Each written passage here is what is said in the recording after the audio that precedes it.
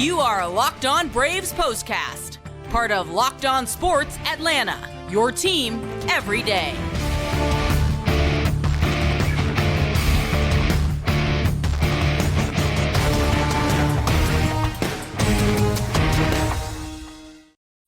And hello and welcome to the Braves POSTCAST. Grant McAuley, Jake Mastroianni with you after what was an exciting night at the ballpark for the Braves. They saved their best for last. They scored 4 times in the 8th inning, and it netted them a 6-4 win over the Miami Marlins, and thus 3 in a row. After what was a rough weekend, the Braves now all of a sudden on a winning streak again, have a chance for a 4-game sweep if they can get business done on Thursday. But we got a lot to talk about before we get to all of that, particularly a very good game for the Braves, who again had a great finish for it. And we're going to talk all about how it happened right here on the Braves POSTCAST, part of Locked On Sports Atlanta. Make sure you subscribe here on YouTube. Go ahead, click that bell to get notified every time we drop a new episode. And while you're here, hit that like button, leave us a comment. We always appreciate those. And make sure you subscribe to Locked On Braves while you're at it. Those are all the things you need to do now. Let us do something for you. Let's talk about a 6-4 win by the Braves over the Marlins. Jake, this seemed like one of those nights where maybe for Bryce Elder, eventually we knew he was going to have some challenges throughout the course of a long season. The Marlins were squaring him up a little bit. Sandy Alcantara was looking an awful lot like last year's Cy Young Award winner. Then all of a sudden, the Braves were able to put Alcantara on the ropes, get him out of the game, and get into that Marlins bullpen. It was. And look, why Bryce Elder maybe didn't have his best start, he did keep the team in the game. And again, going up against Alcantara, you thought 3-4 runs was going to be plenty for the Marlins on this night, but just speaks to that Braves offense and able to just, chip some things together, get going late and put a rally together. And what an exciting comeback game that it was for the Atlanta Braves. Yeah, comeback wins, you'll take them. And it took all different shapes and sizes of base hits and just balls in play to get this thing done. So let's talk a little bit about this game. Let's jump inside the box scores. Game number 25 of the season. Hard to believe we are closing out the month of April already. Seems like just yesterday we got started. Then again, if you really stop to think about it, it seems like maybe it's been almost an eternity or at least a full month for us. But 25 games into the season, the Braves are 17-8. We're not talking about the slow start Braves of the last couple of years. This, a very good start by anybody's standard. 6 runs, 9 hits, no errors, and 8 men left on base for the Atlanta club. Marlins drop under 500. They've lost 3 in a row to the Braves here. Now 12-13, 4 runs, just 5 hits. 1 error, 5 men left on base. Michael Tonkin picks up the win in relief for the Braves. He's 2-1. Dylan Floro was the man on the mound for the 8th inning, and he drops to 1-1 after things really went sideways for the Marlins reliever. And A.J. Minter, what a performance by him. He came in, just slammed the door for save number 5. Game lasted 2 hours, 28 minutes, and 30,282 fans paid to see it on a very chilly night at Truist Park, I might add. And maybe it was the Braves' bats were a little bit cold. Maybe it was just dealing with Sandy Alcantara. Either way, we know that Bryce Elder was going to be the man in charge of, as Jake said, keeping this club in the game. 5 1/3 innings, 5 hits, 4 earned runs, couple of walks, 5 strikeouts. The big number that jumped out, Jake, was 3 home runs by the Marlins, and this is for pretty much an extreme ground ball pitcher in Bryce Elder. That was a little bit out of character. Yeah, it was. And look, when he made mistakes tonight, they got hit extremely hard. 9 hard hit balls on the evening. A lot of these were pitches that, he fell behind in the count and he left some pitches out over the plate. He just doesn't have the stuff to get away with pitches over the middle of the plate. He's not Sandy Alcantara. He doesn't have 97, 98 that Alcantara early in the game especially was just blowing by hitters, throwing it right down the middle. He doesn't have that type of stuff. He lives on the edges with that movement, getting that weak contact. And a lot of those pitches tonight that he did leave out of the plate, the Marlins made him pay for it with those 3 home runs. 2 of those at bats I know were at bats where he fell behind early, 2-0, 3-0 in the bat. I know the home run by Jazz Chisholm, he was a 3-0 count to start with. The other one that he gave up, it was actually, he made some really good pitches, just a great at bat there that led to that home run. But yeah, just, one of those nights for him.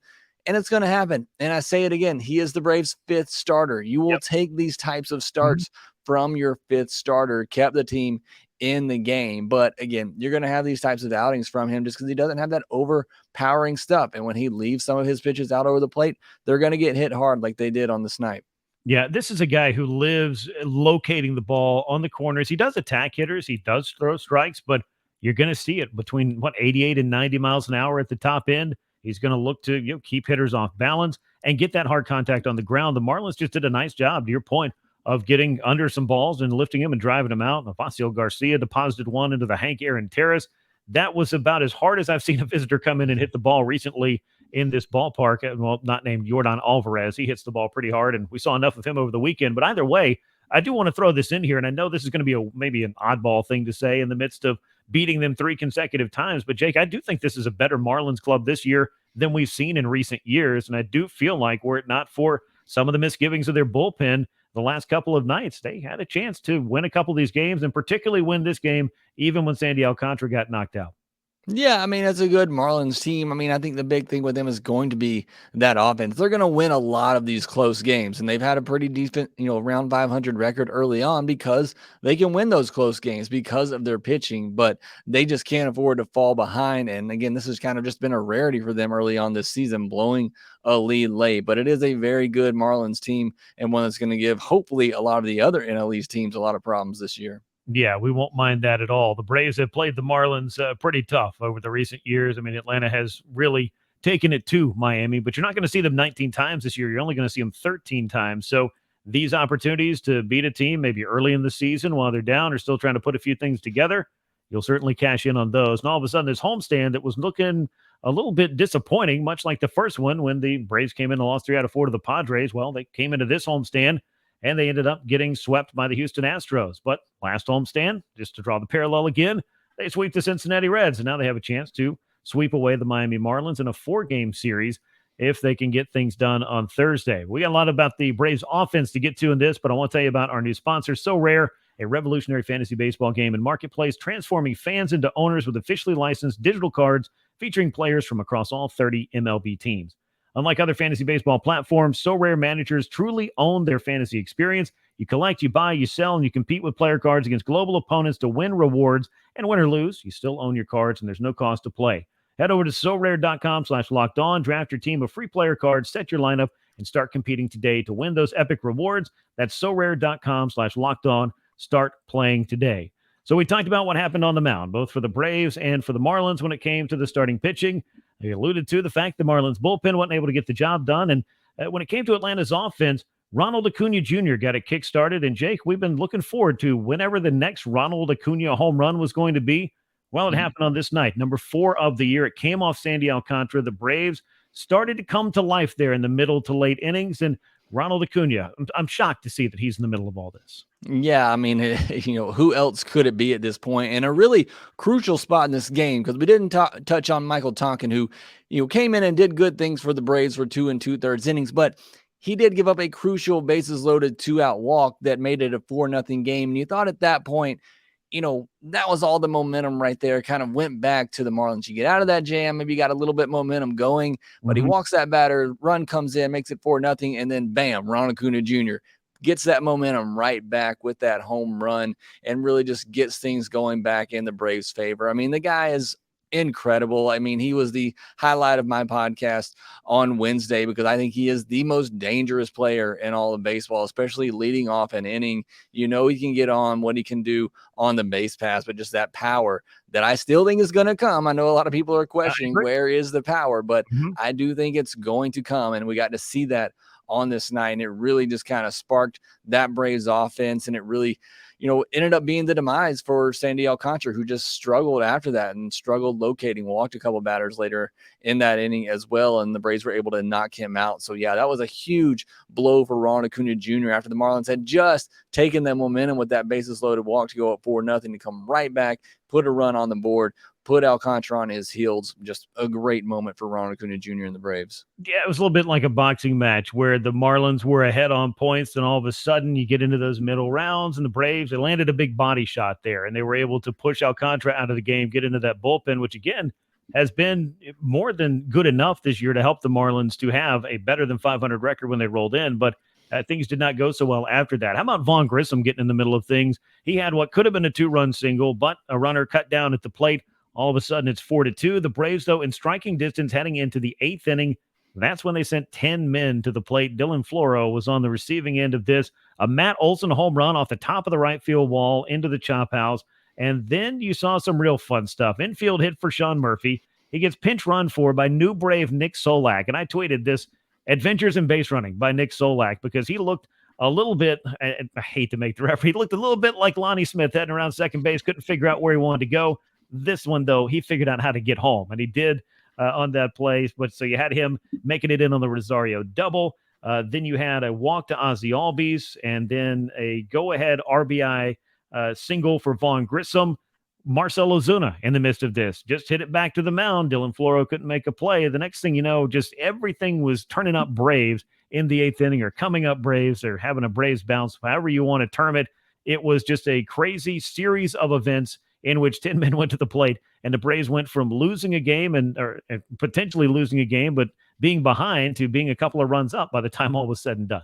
Yeah, a couple of big things in this part of the game that I think were really huge. Brian Snitker pinch running for Sean Murphy, which I think was the right decision and the logical decision to make there. But then to send him on a 3-2 pitch with 1 out, knowing Eddie Rosario has good bat to ball skills, gonna put the ball in play, I thought that was huge. I thought Solak not knowing where he was at second base was going to cost them a run for a second, but luckily, the ball just ticked off Cooper's glove enough to slow that down, to give him enough time to get around home and Rosario to get the third as well. And then Vaughn Grissom, I'm going to give another plug for the Locked On Braves podcast here, because every now and then I get one right. But on the podcast on Wednesday, I said there aren't many hitters in the Braves lineup right now who I trust more in clutch situations than Vaughn Grissom. He just continues to come through. Yeah, the power has not been there for him, but when he comes up in these situations, he doesn't try to do too much, even as a young kid, and he just takes what the pitcher gives him. And a lot of times we've seen him just shoot that ball to right field. I think it's the 3rd or 4th time already this season we've seen him in a clutch RBI situation just shoot the ball the other way and take advantage of that and drive in a run. So again, in these clutch spots with runners in scoring position, I really love the approach from Vaughn Grissom and what he's been able to do. Yeah, you have to like it, and that's one of the big things. I know that Mike Petriello of MLB.com, he does a lot of the StatCast, deep dives into a lot of numbers. If you follow him on Twitter, which I recommend that you do, because you'll find a lot of interesting stuff, you find out that Vaughn Grissom is among the 10 players in Major League Baseball who are the most anti-3 true outcomes players that there are. And, of course, 3 true outcomes, home run, walk, or strikeout. Vaughn Grissom's a contact hitter in an age where contact hitting is not necessarily as in vogue in baseball, but you see on nights like this, using the whole field, grinding out great at bats. I think this is why people should be excited about Vaughn Grissom. I know that a lot of folks have looked at the defense and maybe thinking, oh, he's not quite there yet. He's not polished enough. Maybe he's not the answer at shortstop at the moment. Well, that's all fine. That's well and good. But this guy, I do think offensively has a role to play on this team. And on nights like this, he just reminded you why. It wasn't about parking one in the left field seats, which would have been more than great, but he was able to have a couple of big at-bats when the Braves needed him to and knock in some key runs. And I thought that was great to see for Vaughn Grissom to be in the middle of something good happening for the Braves as he is getting this everyday opportunity at shortstop. The offense is something that I think I don't know if you took it for granted, but you definitely wanted to see it be in the middle of some good things happening for this club. And Vaughn Grissom showed it in 2022. He is capable of chipping in, and this was a night where they very much needed him too.